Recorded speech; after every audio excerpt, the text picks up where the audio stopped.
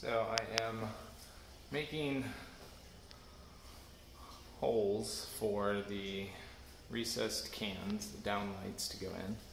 And I don't have a hole cutter, or at least I had a hole cutter. I had the Milwaukee hole cutter, and it broke after about 8 holes because occasionally you're going to be doing a hole next to a stud, and sometimes there are screws there. And the Milwaukee hole cutter, the shaft on it bent when it hit a screw. So I thought, well, I still need to make holes. How can I do it? And this is the solution I came up with. So I've got a bunch of hole saws, and so I cut out a biscuit, for lack of a better word, with my hole saw to use as basically a router guide for my little router here.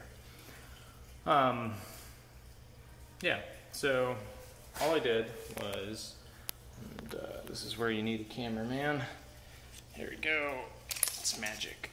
Okay, so basically I just measured from the center of the hole saw to the shaft of the rotary tool, which in this case is 3 1/8, which I want to make my holes at about 6 1/4, maybe a little bit smaller. I have between 6 inches and 6 1/4 to cut the hole.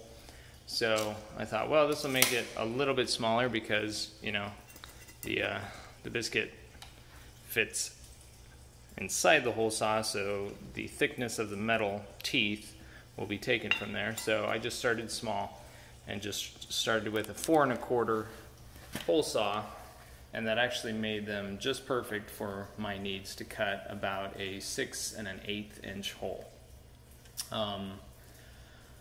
So yeah, this is a good way to do it if you don't have a hole saw cutter, but you've got one of these little drywall routers. And I'll show you how it works. Obviously it does create dust, and that's a nice thing about having a dedicated hole saw drill that's adjustable is, you know, a lot of them have plastic cups to catch the dust. The Milwaukee hole saw, adjustable hole saw cutter was nice in that the plastic guard really did keep the drywall dust in, but like I said, it broke after 8 holes. So not so great for $30-some that I spent on it. Alright, so we're gonna climb up. I'm gonna show you how this works.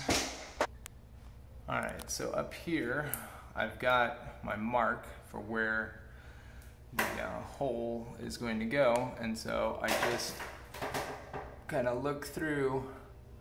Sorry, it's kind of hard to do with the camera, but anyways, I look through, I find my X, and I place it right on top of the X. You might not be able to see in there, but I can see in there.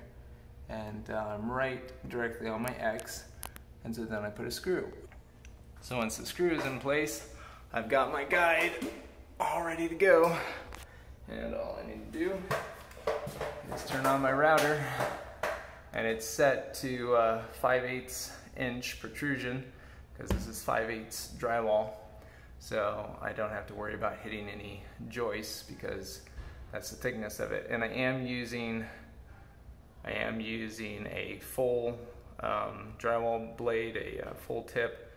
This is not a guide point because I'm being guided by the outside of the guard. Alright, we're gonna attempt this with one hand, but I'll probably pause and finish the video so I can use 2 hands.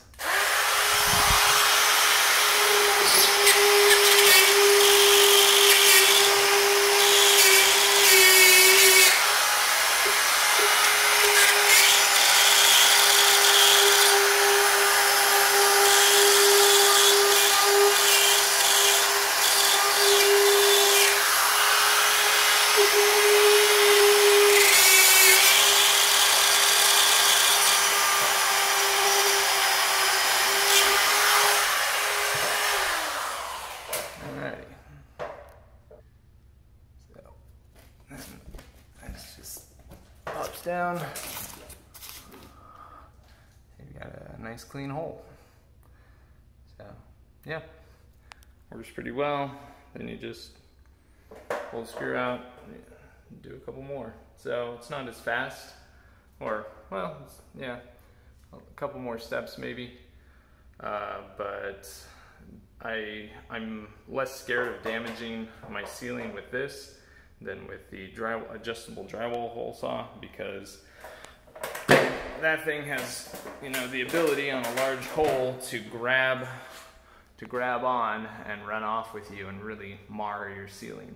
Whereas with this, as long as you're pulling tension against the block as you're going around, you can't do as much damage. And even if you get off a little bit, it's just going to be one little line and not like big old giant scores all across, because I've seen that happen. So, all right, hope this helps in case you are in a similar situation.